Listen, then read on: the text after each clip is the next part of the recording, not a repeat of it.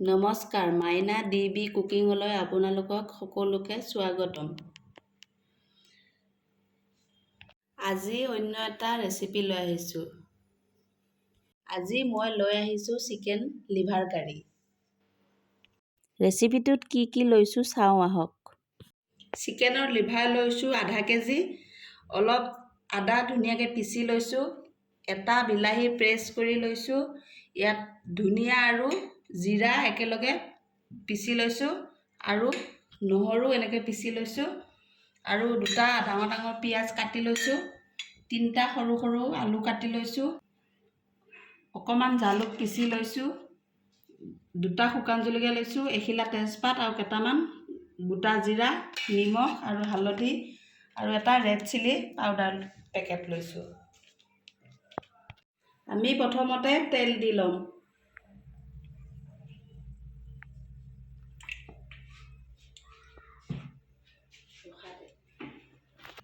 আমাৰ এতিয়া তেল গৰম হৈ গৈছে। প্ৰথমতে তেলত আমি অকণমান হালধি দি ল'ম। এতিয়া কাটি ৰখা আলুখিনি ধুনীয়াকৈ ভাজি ল'ম। হালধি দি ল'লে তেতিয়া তেল চিটিকি নপৰে। কাটি ৰখা আলুখিনি দি দিলোঁ, ধুনীয়াকৈ ৰঙা ৰঙাকৈ ভাজি ল'ম। আমাৰ এতিয়া আলুখিনি ৰঙা ৰঙাকৈ ভাজা হৈ গৈছে, উঠাই ল'ম।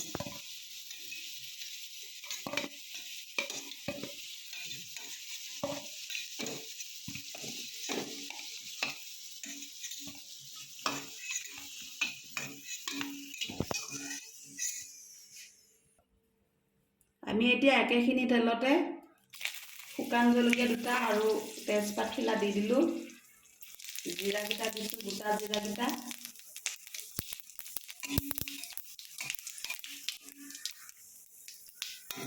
এতিয়া কাটি ৰখা পিঁয়াজখিনি ইয়াতে দি দিম।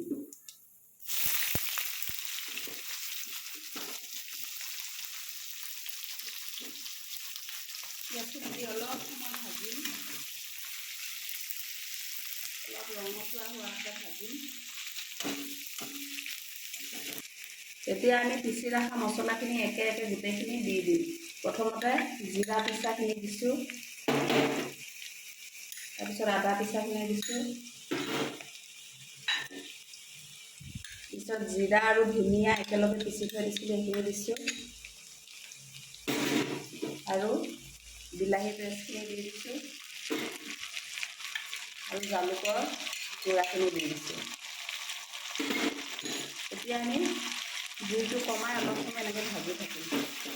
মছলাখিনি ধুনীয়াকৈ যাতে হৈ যায়, কেঁচা গোন্ধটো যাতে নোলায়, ভালকৈ ভাজি থাকিম।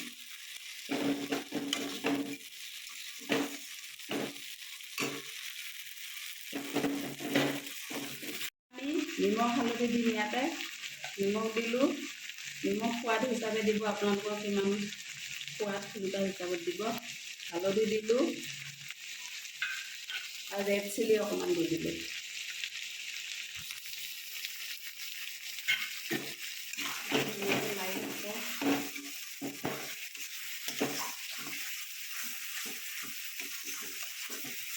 এতিয়া মছলাখিনি ধুনীয়াকৈ ভাজা হৈ গ'ল, ইয়াত তেল এৰি দিছে মছলাৰ পৰা।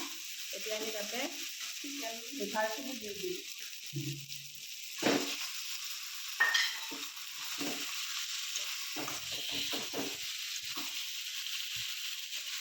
ধুনীয়াকৈ লাগি দিছোঁ গোটেইখিনি, মছলাখিনি যাতে চবতে লাগি যায়।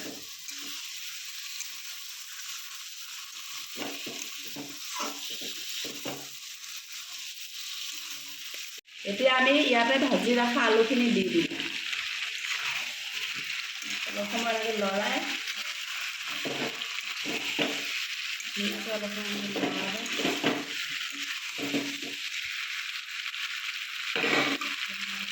আমি অলপ সময়ৰ বাবে ঢাকি দিম। জুইটো অকণমান কমাই দিম, অলপ সময়ৰ বাবে ঢাকি দিম। এতিয়া আমি গৰম মছলাখিনি ধুনীয়াকৈ পিচি ল'ম।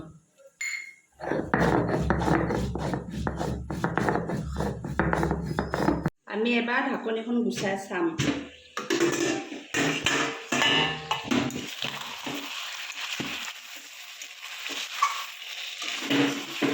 মাংস তেল এৰি দিছে।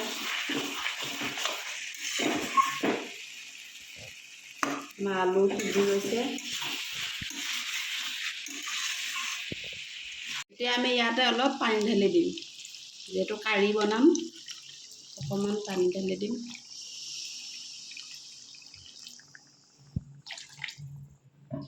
এতিয়া অলপ ভালকৈ লাৰি দিম।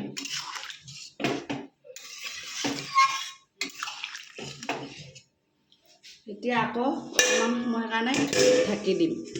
আমি এতিয়া ঢাকাটো আঁতৰাই চাম।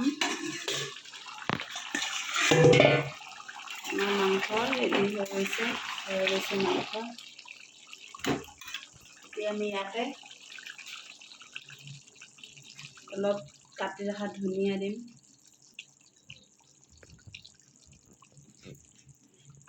আৰু পিচি ৰখা গৰম মছলাখিনি দি দিম।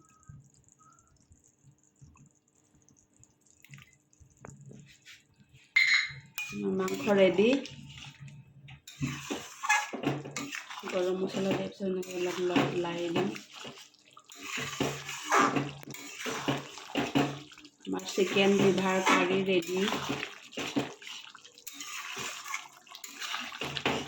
আমাৰ হৈ গৈছে চিকেন লিভাৰ কাৰী। আমি এতিয়া গেছটো অফ কৰি দিলোঁ, নমাই দিম।